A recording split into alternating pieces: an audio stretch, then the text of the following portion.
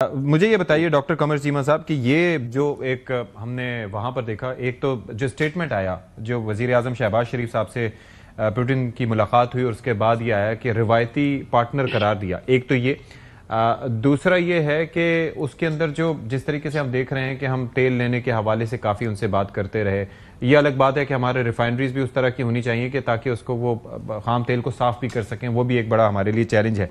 लेकिन ये इंडिया के लिए क्या मैसेज है इसमें, क्योंकि इससे पहले हमने देखा नहीं कि इस तरह से पाकिस्तान के साथ ताल्लुकात पे और ख़ास तौर पर उन्होंने मुलाकात भी की और ये करार दिया। और दूसरा ये है कि आज तक कोई रशियन प्रेसिडेंट पाकिस्तान आया नहीं है, मतलब पुतिन साहब ने भी अभी तक पाकिस्तान का दौरा नहीं किया। तो आपको लगता है कि हमें उनको इनवाइट भी करना चाहिए कि वो एक दफ़ा आए तो सही यहाँ पर?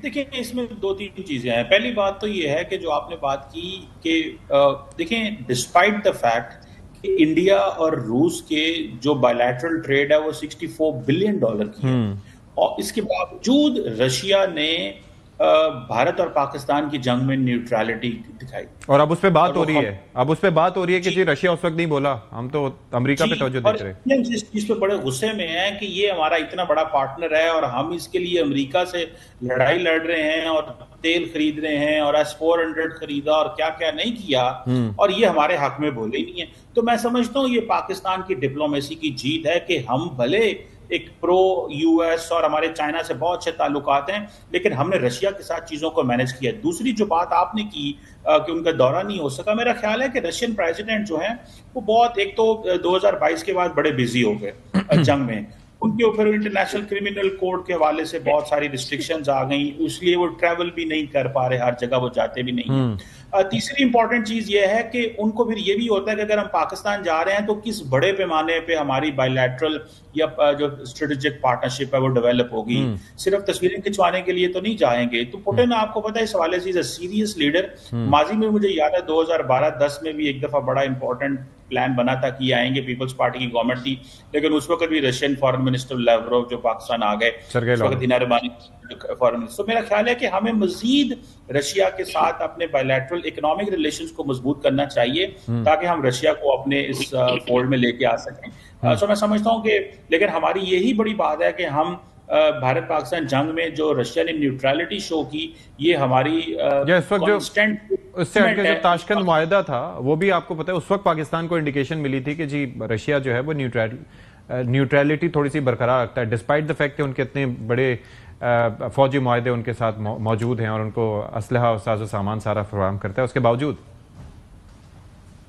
बिल्कुल एग्जैक्टली देखिए, ये उनको रशियंस को इस चीज का पता है कि इस खित्ते में एक इंपॉर्टेंट प्लेयर पाकिस्तान है, उसकी स्ट्रेटेजिक लोकेशन। और आपको मैं बताता चलूं कि जो फ्यूचर जो ग्रेट पार कंपटीशन है उसमें भी रशियंस पाकिस्तान को बहुत अहमियत देते हैं, क्योंकि उनको पता है कि चाइना और भारत जो हैं ये उस बड़े ग्रेट पार कंपटीशन के अंदर होंगे। इंडो पैसिफिक की बात है और पाकिस्तान ऑलरेडी चाइना का नेबरिंग कंट्री है, और चाइना और पाकिस्तान के जो बायलैटरल ताल्लुकात की जो नोयत है इसको रशियंस बहुत अच्छे से समझते हैं। ठीक है। और पाकिस्तान को इतनी हॉस्टिलिटी भी शो नहीं की। तो मैं समझता हूं कि हमारे ताल्लुकात मजबूत हैं, लेकिन नए एवेन्यूज मजीद ढूंढने की। अच्छा जमील साहब, एक चीज बड़ी इंपॉर्टेंट है। एक जानिब आप देखें कि अमेरिका ये कह रहा है कि ये अमेरिका मुखालिफ सफ बंदी थी।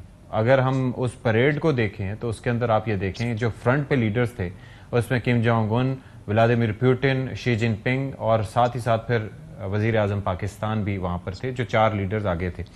तो अब पाकिस्तान किस तरीके से इस चीज़ को, हमारे अमेरिका के साथ भी बड़े अच्छे ताल्लुकात हैं, चीन के साथ तो हमारे ताल्लुकात एक अलग ही लेवल पे हैं, तो पाकिस्तान को इन चीज़ों को बैलेंस कैसे करना होगा? नहीं, पाकिस्तान को अमेरिका ने मना तो नहीं किया है कि आप चीन के साथ ताल्लुकात न रखें, ये किसी भी दो ममालिक का सॉवरेन हक है। और दूसरा ये है कि पाकिस्तान ने अमेरिका के मफादात को कहीं भी किसी किस्म का नुकसान तो नहीं पहुंचाया है, और ना ही हमें जरूरत है नुकसान पहुंचाने की, जब तक कि दूसरा मुल्क पाकिस्तान जैसे मुल्क को देखता है कि वो अपने इकोनॉमिक मफाद में और अपने बायलैटरल मफाद में ये अपने मरासिम बढ़ा रहे हैं, तो उस वक्त तक उनको कोई तकलीफ नहीं होती है इस हद तक कि वो उस पर रिएक्ट करें। तो लिहाजा दूसरा ये है कि अमेरिका को पाकिस्तान की अहमियत और अफादियत, खास तौर पर जब ये हालिया जंग हुई है भारत के साथ पाकिस्तान की, और पाकिस्तान ने जो फौकियत दिखलाई है उसमें पाकिस्तान का एक प्रोफाइल बढ़ा है। पाकिस्तान की स्ट्रेटेजिक लोकेशन के बारे में हमने बात की है, वो इस जमाने में भी अहमियत इसलिए अख्तियार कर जाता है कि डोनाल्ड ट्रंप खुद कह चुके हैं कि पाकिस्तान स्टेबलाइजिंग फैक्टर है इस रीजन में, जिसमें ईरान का भी वो नाम लेते हैं। उस लिहाज से पाकिस्तान की अहमियत की वजह से कोई फर्क नहीं पड़ता है। ऑल राइट जी।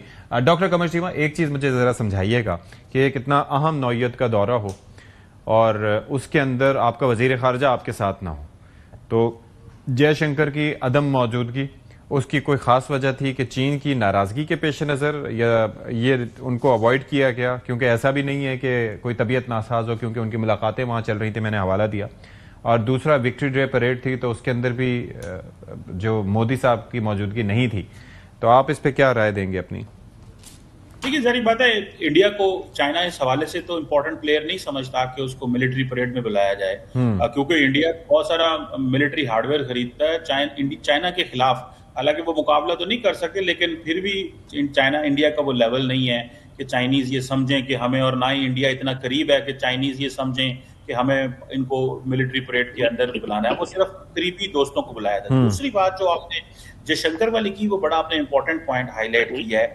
ये चीज बताता है कि इंडिया के अंदर एक पॉलिसी चलती है, उसे कहते हैं मैड, जिसमें मोदी, अजीत डोवल और जो डिफेंस, जो उनके होम मिनिस्टर हैं, ये तीन बेसिकली जो लोग हैं, अमित शाह साहब, ये तीन प्लेयर्स हैं बेसिकली। और इस डोवल जो हैं, ये टेक्नोक्रेट है, अनइलेक्टेड है, लेकिन इंडिया की खारजा पॉलिसी और नेशनल सिक्योरिटी पे इसकी बड़ी गहरी छाप है, जिसके अंदर इंडिया के अंदर ये बड़ी चीज आती है कि पार्लियामेंट से पूछा नहीं जाता, इलेक्टेड लोगों से पूछा नहीं जाता, और डोवल के हाथ में सब कुछ दे दिया है। ये डोवल था जिसने अमेरिका में कहा पन्नू को कत्ल कर दो, कनाडा से ताल्लुकात खराब किए, पाकिस्तान में जो चीजों में इन्वॉल्व होते हैं, ये डोवल ही है। और ये डोवल बताते हैं कि उनका पीएमओ, इंडियन पीएमओ के अंदर बड़ा कंट्रोल है। सो ये जो मोदी साहब हैं, अमित शाह, और जो डोवल है, ये जो मैड है, ये बेसिकली मेन प्लेयर है, और जयशंकर उससे आउट है।